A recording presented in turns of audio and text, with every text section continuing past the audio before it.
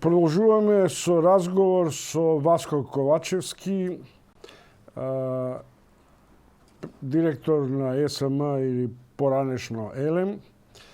Човекот кој во овој момент веројатно раководи со сите потенцијали за производство на енергија, се разбира електрична, освен овие кои се од малите хидроцентрали. Добро утро за Ковачевски. Ало, добро утро. Здраво, господин Ковачевски. Како се здравствено, прво да ја прашам? Фала на прашање, добро е. Ја поминавме корона кризата, јас и моите најблиски семејството. И сега е се во ред. Добро. Господин Ковачевски, струја има ли? Колку уште ќе долго ќе се дојдеме во ситуација да увезуваме и дали рек Битола е во целосна кондиција? Струја имало, има и мора да има. И понатаму, и затоа впрочем сме и ние најголемата државна компанија да произведуваме и да ги снабдуваме универзалниот снабдувач и сите наши комитенти со електрична енергија. Можам да кажам дека во моментот производството и снабдувањето е стабилно и одредени проблеми и недостатоци кои што ги имавме во изминатиот период, пред се она што се случуваше во летото, кога имаше обилни дождови, поплава во рек Битола, елементарна непогода, кога имавме и застој на производството, но со зголемен ангажман на нашите вработени, на сите чинители кои што се околу енергетиката, успеавме да ги надминиме тие проблеми и да го вратиме и да го стабилизираме производството. Знаете, рек Битола е нашиот најголем производствен капацитет. Рек Битола произведува негде околу 60% од нашето производство на енергија и стабилноста на рек Битола, значи стабилност и на нашата компанија, а со тоа и стабилност на енергетскиот сектор во државата. Заврши ли реконструкцијата и на еден од главните блокови во рек Битола и дали сега сите три се во функционалност? Видете, значи блоковите во рек Битола од 2017 година со промената на раководството во акционерското друштво ЕСМ се пристапи кон темелна реконструкција, односно капитални ремонти на рек Битола. Тоа значи дека ние инвестираме во овој период, во изминатите 3 години, во капитални ремонти на блок 1, блок 2 и блок 3. Во оваа година беше предвидено и во теке капиталниот ремонт на блок 3 во рек Битола и се очекува негде за околу 10 декември да заврши капиталниот ремонт и да од 15 декември биде ставен во функција и во производство и да го стабилизира производството на компанијата. Самите капитални ремонти значат инвестиција и за сегашноста и за иднината. Тоа значи поефективно и постабилно производство на електрична енергија во рек Битола. Иако тенденција е да се инвестира во обновливи извори на енергија или поеколошко производство на енергија, сепак не треба забораваме дека покрај обновливоста ние треба да зачуваме и стабилноста на енергетскиот систем, а тоа значи дека нас ни е потребно производство на базна енергија која што ја произведуваме од термоелектраните и од хидропотенцијалот. Нажалост, во текот на оваа година имаме една од најлошите хидролошки години во поглед на хидрологијата и капацитетноста на хидроелектраните. Дали е точно, само еден момент, дали е точно, со оглед на некакви медиумски реакции, дека падот на нивото на Охридското езеро под потребниот екстремен минимум е резултат на хидроексплоатацијата од страна на ЕСМ? Видете, Охридското езеро е дел од нашиот енергетски систем, исто како и Мавровското езеро, Тиквешкото езеро, езерото и останатите езера кои што ги имаме и сите капацитети во хидропотенцијалот. Не можам да кажам дека чинител за намалувањето на нивото на Охридското езеро е само компанијата ЕСАМА. Нашето производство е во рамките на предвиденото и на дозволата која што имаме за експлоатација на водата од Охридското езеро. И ние како капацитет мораме да го користиме Охридското езеро и нашиот производствен погон ХЕЦ Црн Дрим, затоа што со испуштањето на водата, дел од водата од Охридското езеро ние произведуваме енергија, но исто така го одржуваме и биодиверзитетот во реката Црна, Црн Дрим. Тоа значи дека ние произведуваме оноку колку што можеме, односно колку што во овој момент дозволува хидрологијата. Истекот во Црн Дрим беше во одреден период во текот на септември зголемен, затоа што во текот на октомври месец беше застанато производството, затоа што се чистеше коритото на Црн Дрим. Тоа возможува да се намалат поплавите, возможува постабилно и поконтинуирано истекот во реката Црн Дрим да биде контролирана. Во овој момент истекот во Црн Дрим е само 2 метри во кубици. Тоа е значи на минимум или под минимумот кој што е дозволен и можеме ние да го користиме како енергија. Сметам дека и лошата хидролошка состојба е еден од чинителите за намалувањето на Охридското езеро, на Преспанското езеро. Ете, таму немаме производствен капацитет, меѓутоа и таму еколошкиот проблем се створи со тоа што се намалува и нивото на езерото во Преспанското езеро. Васко Ковачевски, директор на ЕСМ, разговараме за нашиот стожерен капацитет рек Битола, за да се префрлиме на перспективите на енергетската програма до 2040 година, особено откако завчера премиерот Зоран Заев прилично бомбастично најавува инвестиции во овој сектор. Кажете ми, рек Битола, до кога може да биде одржлив капацитет, со оглед на фактот два притисока се можни.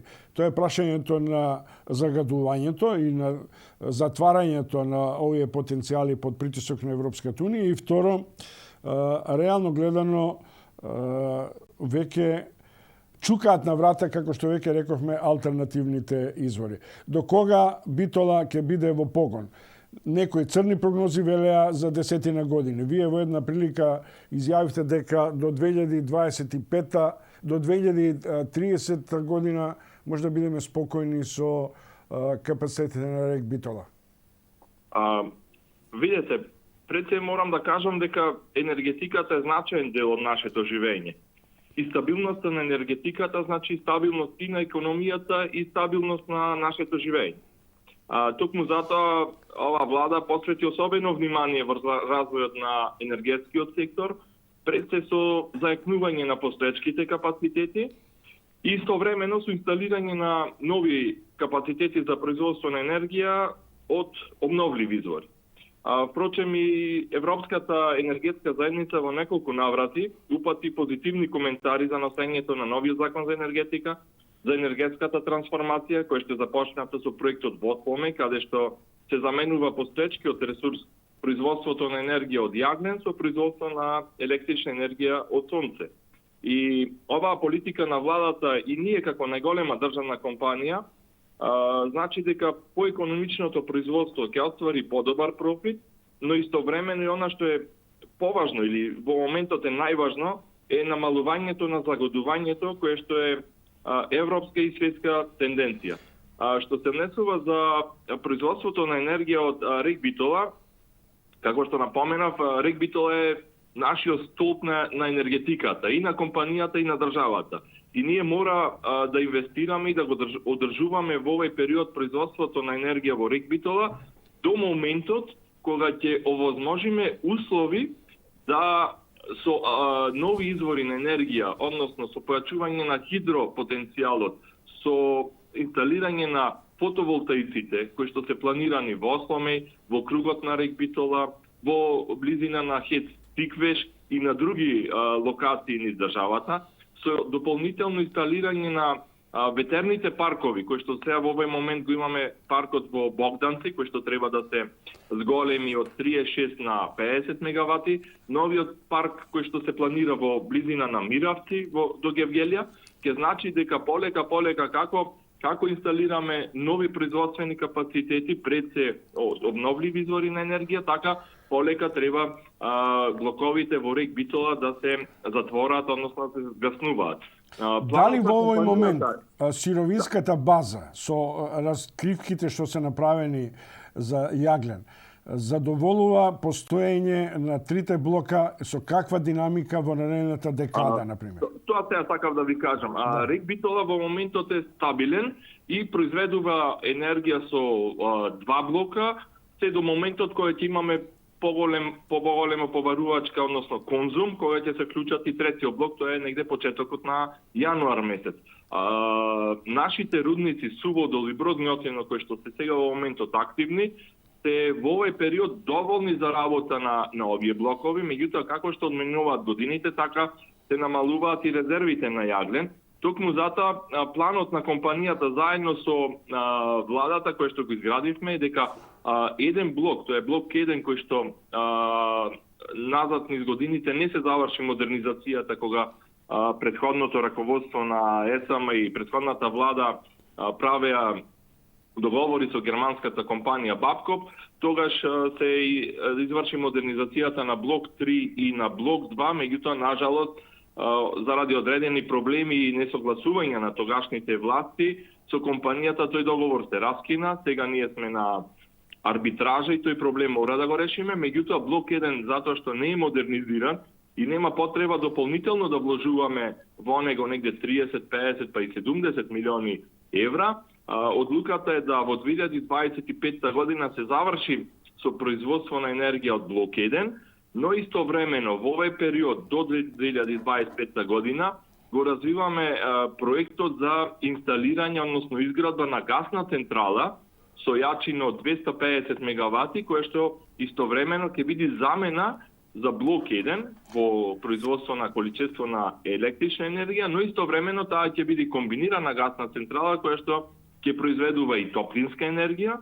Впрочем, топловодот од РЕК Битола до градот Битола преку општините Новац и Могила, кој што е предвиден и е со кредит од германската КФВ банка, во овој период е во проектна реализација и негде се очекува во месеците февруари или март да се склучи договор со компанија која што ќе го изведува тој топловод и во исто време значи производството на енергија ќе значи производство на електричната енергија, ќе значи производство на топлинска енергија со цел да се обезбеди грејењето на пред се на градот Битола и со тоа да се намали загадувањето кое што ако пратиме и мерните станици, а и стручните и компетентни луѓе кажуваат дека најголем дел загадувањето во градовите, посебно во Скопје, Тетово, Кичево, па еве и во Битола, доаѓа од грејењето во текот на зимскиот период од домакинствата. Тоа значи дека ние со производството на енергија ќе произведеме и топлинска енергија, која што значи и почист топлински ресурс за градот Битола. РЕК Битола ќе продолжи со производство. После 2025 треба продолжи со производство на енергија со двата блока, кои што ќе останат блок 2 и блок 3, но исто така во тој период ќе се бара решение, односно тенденција е блок 2 да биде згаснат во 2031 година. Во тој период до 2031 година треба да обезбедиме нови производствени капацитети во Битола, тоа е фотоволтаиците кои што треба да бидат од 180 до 220 мегавати и повторно нова гасна централа доколку би имало потреба, меѓутоа тоа е тие се развојни проекти, ќе одиме чекор по чекор. Сега ќе почнеме со блок 1 и со изградбата на гасната централа и фотоволтаиците кои што во овој момент се во фаза на проектна документација и одобренија за градба. Васко Ковачевски, директор на ЕСМ. Господин Ковачевски, ме предваривте малце околу пакетот за интензитетот на изградба на нови електроенергетски капацитети, особено во сферата на фотоволтаиците и ангажманот на гасна централа. Сега ќе ве оставам во сферата на тоа дали уште ископите ќе ги прават традиционалните компании приврзани за секоја власт во Битола, Зашто мислам дека тоа е повеќе во сферата на интересот на тие што треба да се занимаваат со праведното, праведливоста и економски издржаноста на овие аранжмани со приватните компании. Тоа што мислам дека е интересно, што во мигот кога имаме деликатни разговори со Бугарија, одеднаш како паднати од небо, наспроти барањата да се вклучиме во дел од потенцијалите на атомската централа Белене, зашто владата 2019 достави барање до бугарската влада, одеднаш сега излегува дека како и геостратешки да се преориентираме на гасната линија што доаѓа преку Александрополос и изградба на гасна централа на влезот. Дали е тоа стратегиско или економски интерес? Видете, ако јас внимателно слушавте мојата изјава на Македонскиот енергетски форум, кажав дека времено се откажуваме или ги ставаме во мирување активностите за инвестицијата во во нуклеарната електрана во Белене во Република Бугарија и ја разгледуваме можноста за инвестиција на енергетски производствен капацитет во близина на Александрополос, каде што ќе има и гасен терминал. Зошто ова го кажав? Ние минатата година, уште во 2019 година, негде во мај месец, почнавме како тогаш преку владата и тогашните вице-премиери и ресорски министри разговори со бугарската влада за заедничка инвестиција во Белене. Добивме покана за учество и ние негде во август месец 2019 година одговоривме позитивно со писмо од нашата компанија, која што јас лично го подпишав, дека сме заинтересирани да учествуваме во изградбата во на овој енергетски капацитет. Дали што ви одговори бугарите? До денес ние не добивме никаква документација, ниту знаеме до каде е проектот. Ние сме во некоја комуникација добиваме, меѓутоа се уште не е навиделина кога би почнал и кога би се завршил тој проект. Знаете, во енергетиката мора да се размислува не од денес за утре, него од денес за по 3, 5 или 10 или 20 години. Токму затоа, ние во комуникацијата кажавме дека во овој момент ќе се насочиме кон инвестиции во други капацитети, во државата и евентуално, ако има можност, надвор од државата, а во моментот кога ќе ги добиеме техно-економската анализа и сите потребни документи за нуклеарната електрана од Белене, секако дека повторно ќе се активираме и ќе се вклучиме доколку оцениме дека како држава и ние како компанија има економски и стратешки интерес, кога не мислам на политичка стратегија, мислам на енергетска стратегија. Значи, ние времено ги застанавме активностите и се насочуваме кон инвестиција во други капацитети. Пред се во државата, јас жалам што некои така наречени енергетски експерти, нажалост универзитетски професори, викат зошто да инвестираме надвор од државата, кога можеме во државата. Без притоа да ги отворат документите, ако ништо да изгуглат и да проверат и да видат дека ние кажуваме десетина проекти, големи проекти кои што треба да се инвестират во државата, но истовремено економската логика кажува дека добро е да се инвестира и во изградба на енергетски капацитет и надвор од државата онаму каде што има ресурс. Ако гасот е на терминалот во Александрополос, тоа значи дека ние како држава добро е, ако има можност да изградиме таму гасна електрана, за да ги заштедиме трошоците на транспорт и експлоатација, а производството на енергија, дали ќе се одвива во рамките на државата или надвор од државата, тоа влегува во електропреносниот систем и тоа ќе се дистрибуира или за нашите потреби во рамките на државата, или ќе продаваме надвор од државата. Тоа значи и темата на Македонскиот енергетски форум, на која што дискутирав, беше диверзификација на енергетскиот систем. Тоа значи дека ние не треба да бидеме зависни само од еден ресурс. Да бидеме зависни само од јагленот.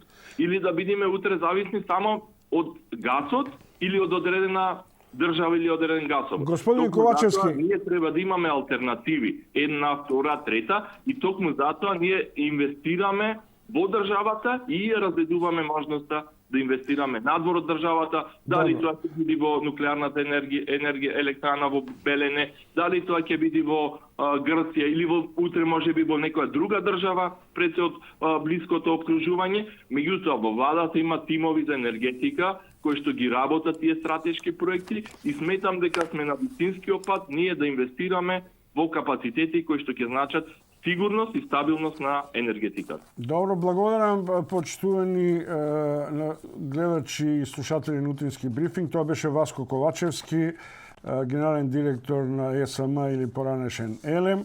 Ви благодарам уште еднаш, се надевам дека згаснувањето на рек Битола постепено во наредната декада ќе биде компензирано побрзо со ова 250 мегаватна гасна централа во Битола.